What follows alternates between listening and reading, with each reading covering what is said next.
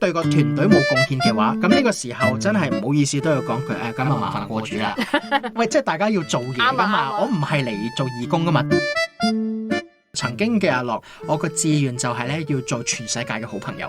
我自己嗰個體會就係咧，好攰。到20歲中嘅時候咧，我好努力咁樣去同身邊嘅所有弟兄姊妹啊建立好關係啊，同佢哋 friendly 啊，然後開始慢慢去到20歲中間嘅時候，發現咧，第一有啲人真係咧，你會發現努力極都同佢 friend 唔到，有啲人會好唔中意我講咁多嘢，然後我就覺得好受傷啦。啊，點解啊？我付出一片真心，唔係應該我 friendly，我對你好你就對我好嘅咩？啊，原來唔係嘅喎。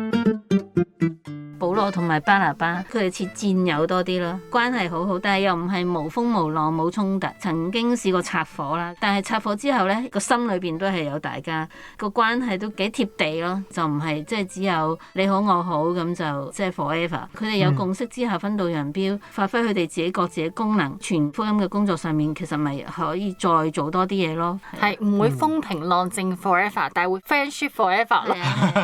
好老土。